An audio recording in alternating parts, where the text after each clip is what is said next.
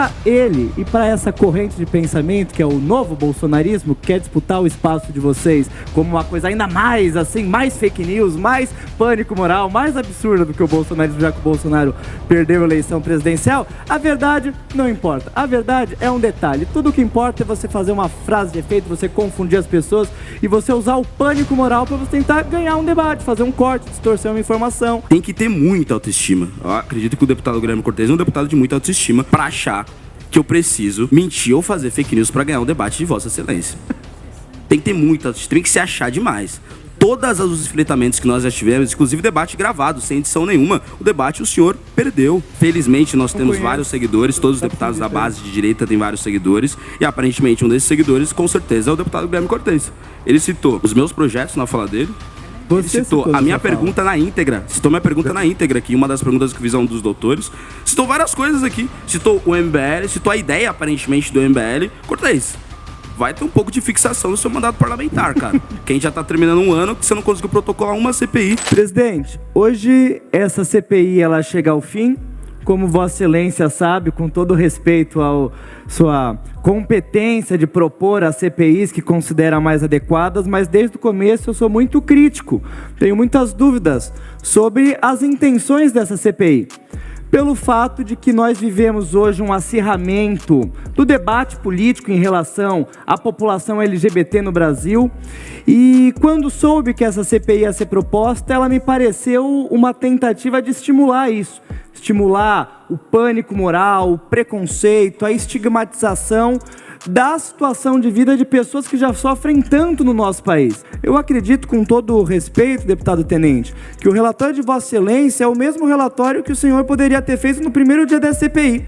Porque eu não vi, no relatório do senhor, que eu cuidadosamente li, nenhum avanço levando em consideração o debate que essa CPI fez. Para mim, bastava a gente pesquisar no Google a resolução do Conselho Federal de Medicina e nos pouparia tempo, dinheiro e atenção da imprensa, da assessoria e dos deputados. Mas já que foi feito, eu espero que essa CPI tenha servido para a gente poder limpar um pouco do pântano, do pânico moral que existe no nosso país, sobretudo quando a gente vai falar da população LGBT. Pessoas trans e pessoas com disforia de gênero existem. E elas não nascem com 18 anos. Elas nascem que nem qualquer um de nós. Elas passam pela infância, pela adolescência, pela vida adulta. Essas pessoas existem. Pessoas com disforia de gênero existem. Esses meses foram muito difíceis, porque como um dos parlamentares que orgulhosamente é LGBT e preside a frente parlamentar em defesa dos direitos da população LGBT, se o relatório do deputado Tenente Coimbra não for alterado, declaro meu voto no relatório apresentado por mim, pela deputada Bebel e pela deputada Betção. Muito obrigado. Obrigado, nobre deputado Guilherme Cortez. Com a palavra, nobre deputado Guto Zacarias. Confesso que eu não ia falar, juro mesmo. Quando eu falo, você tem que... Mas eu não aguento. É demais pra mim, né? Cada coisa aí eu não sei nem por onde começar. Vamos pelo começo, né? Essas pessoas existem? Não, essas pessoas não existem, tá? Criança trans não existe. Criança trans, como eu disse no primeiro dia dessa CPI, repito no final, não me arrependo das minhas falas, criança trans é igual gato vegano. A gente sabe muito bem quem tá tomando essa decisão. Então vamos lá, o Cortez, ele disse que ele é presidente da frente dos LGBTs. Tem a professora Bebel, que é do PT, a professora Beth Sarrão, que é do PT. Eu duvido qualquer parlamentar falar a sigla atualizada dos LGBTs. Duvido. Até o final. Duvido. Duvido. Ah, LGBT não. A gente já tá com mais de 10 letras na sigla LGBT. Duvido. Duvido. Então, por favor, professora Bebel, se a senhora souber. Duvido. Presidente da frente LGBT. O senhor sabe? A sigla atualizada dos LGBTs. O senhor sabe? Presidente. Então vamos lá, a sigla atualmente é LGBTQQICAAPF2K+. Essa é a sigla atualizada dos LGBT, gente. Vou repetir. LGBTQQICAAPF2K+. Essa é a sigla atualizada dos LGBTs. A gente vai chegar numa pessoa de 5 anos, 6 anos, 4 anos, que, como o deputado Coimbra falou, não pode fazer uma tatuagem. Não pode dormir na casa do coleguinha. A gente vai chegar com essa sigla gigante para a pessoa de 5 anos e falar, ó, tem isso aqui, ó. O que você é? Você pode ser LGBTQQICAAPF2K+. Alguém de 5 anos. E a partir da decisão dessa pessoa, com isso, com 5, 6 anos, 4 anos, a gente vai começar a tratar com hormônio, eventualmente, essa pessoa. Uma decisão que, como o deputado Elton colocou, pode ser muitas vezes definitiva, com efeitos colaterais, com danos nos ossos da pessoa, com certeza não é. E a deputada Beth Sarrão, ela falou aqui que ela é boa de matemática, provavelmente a gente vai aprovar o relatório do deputado Coimbra, porque 5 ganha de 3. Não é apenas por isso, é porque no dia 2 de outubro rolou a boa e velha eleição. E na eleição, o povo de São Paulo elegeu um parlamento majoritariamente de direita, de pessoas que têm alguns valores, que têm alguns princípios. E esses princípios, eles são expressos não só no governador do estado, não só no Senado Federal, não só no plenário da Assembleia, como na CPI e nas comissões também. E faz parte também da democracia, evidentemente a minoria, a oposição é eleita também, mas faz parte da democracia que a maioria também tem a sua voz escutada e está sendo escutada nessa CPI. E mais uma vez eu gostaria de elogiar o belíssimo relatório do deputado Tenente Coimbra. É um belíssimo relatório que teve mentiras sobre esse relatório. Como assim esse relatório poderia ser apresentado no primeiro dia dessa CPI? Basta ler o relatório, a deputada Beth Sarrão aparentemente leu esse relatório. Não dá pra dizer que daria pra apresentar esse relatório no primeiro dia. Eu trouxe vários pontos aqui. Na página 18, na página 19, na página 22, na página 24, na página 27, na página 28, na página 31, na página 33, 35, 40, 42, 43, 45, 47, 51, 53, enfim, várias outras páginas mostram pontos que foram coisas obtidas através das oitivas dessa CPI, que, repito, no dia 2 de outubro, a população elegeu um parlamento majoritariamente de direita. E mesmo assim, nessa CPI, feita por um deputado bolsonarista, que é o caso do presidente Gil Diniz, nessa CPI, as oitivas foram mais de pessoas indicadas pela oposição, 2 médicos, do que pessoas feitas pela situação. Nós, da maioria, queremos ouvir, inclusive, a minoria. É isso que nós fizemos aqui, aprovamos oitivas e requerimentos de gente da oposição. Repito mais uma vez, não tinha como esse belíssimo relatório do deputado Coimbra ter feito no primeiro dia. Trago aqui um ponto da página 19, por exemplo. Trecho da página 19. O protocolo adotado pelo Antigos, sob o pretexto de, abre aspas, ganhar mais tempo para a criança tomar decisões sobre o próprio corpo, é rebatida com as estatísticas apresentadas pelo deputado Guto Zacarias durante a CPI. Abre aspas, em 2022, a Comodo Health, empresa de tecnologia em saúde, compilou dados de planos de saúde revelando que 4.780 crianças foram postas no bloqueio de medicamentos entre 2017 e 2021. No mesmo período, o número de diagnósticos de disforia aumentou em 3 vezes para a idade entre 6 e 17 anos nos Estados Unidos.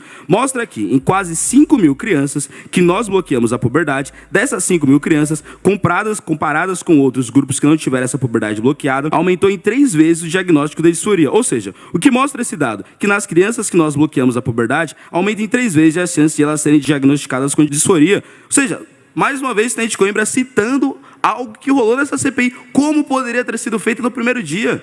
Como poderia ter sido feita? Essa pergunta é feita por mim, evidentemente, para um médico de um requerimento feito pela oposição. Escutamos a oposição, majoritariamente escutamos a oposição. Então, assim, absurdos foram falados. E mais uma vez, citando o caso da doutora Akemi aqui, que é uma pessoa que, evidentemente, eu concordo sobre a questão da nossa CPI. Discordo sobre várias coisas, porque ela não está aqui para falar a opinião dela sobre a pandemia, e sim para falar sobre o tema proposto. Mas se vocês quiserem falar sobre anticiência na pandemia, eu que tenho várias discordâncias com várias pessoas de direita sobre pandemia, tomei todas as vacinas, etc. Eu trouxe algumas frases aqui de 2 personalidades políticas sobre pandemia, sobre anticiência, etc. Primeira frase, vamos lá. Dia 14 de maio de 2020. Está no Twitter até agora, tá? Dessa figura política. Vamos lá. Parabenizo a comunidade científica de saúde do nosso país, que trabalha com boa fé e amor para proteger a saúde das pessoas. Com eles, avançamos na produção de disfotato de cloroquina, um medicamento eficaz para o tratamento contra a Covid-19. Sim, nós podemos.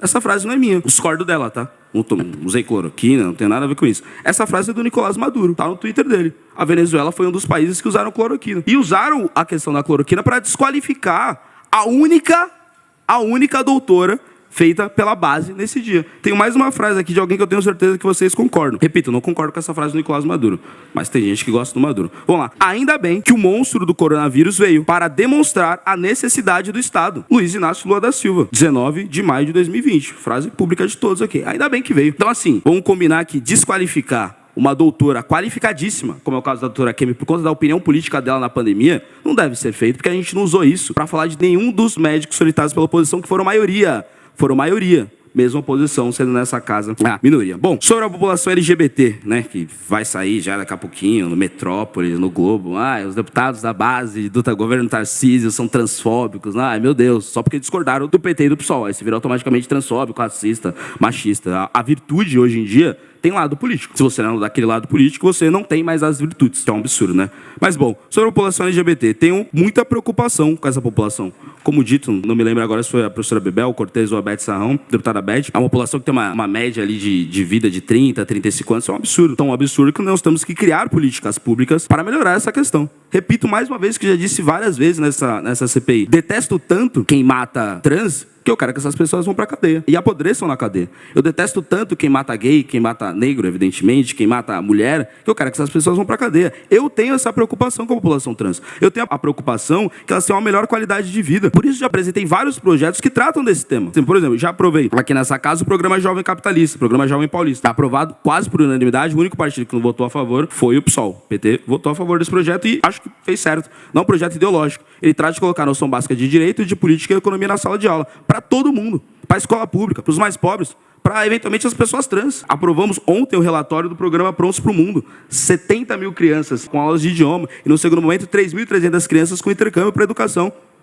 De branco, rico, hétero, gay, trans, de todas as maneiras. E tem várias outras políticas públicas para a gente melhorar a vida dessa população. O que essa população precisa é propostas racionais. É política pública feita com razão, feita com dado, feita com estatística e não com discurso emocional. Para não me estender muito aqui, sei que os deputados já querem almoçar, alguns querem falar mais um pouquinho. Parabenizar o deputado Gil Diniz por, mais uma vez, fazer uma belíssima CPI. Fizemos uma grande CPI aqui hoje. Muitos deputados criticam aqui o tema do relatório do PT, é uma CPI desnecessária, feitas por deputados que, repito mais uma vez, não proporam nenhuma CPI, não conseguiram assinaturas para nenhuma CPI. Se não tivesse essa, não teria outra CPI, eles não conseguiram. O deputado Gil conseguiu, os demais deputados conseguiram colocar as suas assinaturas, não colocaram. Então, enfim, para concluir... Me dá uma ordem só. Eu vou concluir, Beth. Eu vou concluir, Beth. Deixa eu concluir, Beth. Deixa eu concluir, Beth. Tá acabando a CPI. Com a palavra, deputado Guto Zacarias, deixa ele terminar. Deputado Cortez, que o último falou 20 minutos, eu não cortei a palavra dele. Mas a Beth, ela enfim. Bom, vamos lá. Parabenizo o deputado Gil Diniz pela criação dessa CPI, pela condução desses trabalhos. Parabenizo o deputado Coimbra pelo excelente relatório que mostrei, provei aqui. Está aqui as páginas. Não daria para ter sido feito no primeiro dia como o deputado Cortez fez, não daria. Você tem vários trechos aqui. E é isso. Vamos para a próxima CPI. Eu espero que essa CPI seja a CPI do dia 6, onde vândalos invadiram a Assembleia Legislativa do Estado de São Paulo, tentaram depredar a Assembleia Legislativa do Estado de São Paulo, agrediram a vários deputados, eu inclusive verbalmente, essa Assembleia Legislativa, e a vários policiais fisicamente. Está lá, deputado com a cabeça rachada, com o dedo quebrado, é isso, agrediram. Espero que essa seja a próxima CPI, para a doutora Beth ter a oportunidade, mais uma vez, de ficar me interrompendo a qualquer discurso. É isso, gente. Bom dia a todos. Eu acho que tem muitos deputados que estão nessa CPI que, de fato, vieram para cá, como o deputado Tomé, acredito que o deputado Gil também, com dúvidas e vontade de ter esclarecimentos a respeito do tema. E o deputado Tenente Coimbra, que fez perguntas pertinentes, algumas que eu discordo, mas perguntas pertinentes, para que os médicos respondessem. A maioria das perguntas do deputado Guto foram perguntas redundantes, porque ele perguntava para o médico, respondia, depois perguntava para o outro a mesma coisa, respondia a mesma coisa, sendo que bastava se pesquisar isso na internet que ele tinha informação, mas a questão é, para ele e para essa corrente de pensamento, que é o novo bolsonarismo, que quer disputar o espaço de vocês como uma coisa ainda mais, assim, mais fake news, mais pânico moral, mais absurda do que o bolsonarismo, já que o Bolsonaro perdeu a eleição presidencial, a verdade não importa. A verdade é um detalhe. Tudo o que importa é você fazer uma frase de efeito, você confundir as pessoas e você usar o pânico moral para você tentar ganhar um debate, fazer um corte, distorcer uma informação. Eu acho que isso é uma pena, muito pobre para o debate. O deputado recorrentemente fez perguntas retomando fake news que já tinham sido esclarecidas por parte dos profissionais. Ele fez várias perguntas aqui do tipo, por que o Estado de São Paulo está fazendo intervenções cirúrgicas em crianças, em menores de idade, sendo que ele sabe que isso é mentira. Sendo que ele sabe que isso é mentira, ele não tem coragem de falar que é verdade, porque ele sabe que o Conselho Federal de Medicina tem uma resolução que proíbe isso antes dos 18 anos, ele sabe que não é objeto do antigos, mas faz. Por quê? Para o MBL, para um setor, para o bolsonarismo, para essa turma da fake news, a verdade é o que menos importa. O que importa é você fazer um corte, você lacrar, você falar coisas desconexas, sem sentido, que vão desde a Venezuela, passando pelo Congresso Nacional, passando pelo Jovem Capitalista, e que, no limite, não dizem nada a respeito a tentar ridicularizar o movimento LGBT com uma palhaçada, mas isso não nos leva a nada. Isso é só a velha política de sempre, só que agora sabe mexer na rede social. Então, acho que isso retrata bem qual foi o nível, qual foi a minha preocupação em relação à CPI, que essa CPI servisse para fazer justamente isso. Espero que essa não seja a posição, e acredito que essa não será a posição de todos os deputados. Obrigado, deputado Guilherme Cortes. Com a palavra, o deputado Guto Zacarias, depois a professora Bebel para Repito mais as uma considerações. Vez, não iria falar de novo, mas não tem como. Deputado Cortes, eu não estou tendo uma atuação parlamentar para agradar Vossa Excelência. Não sei se o senhor reparou.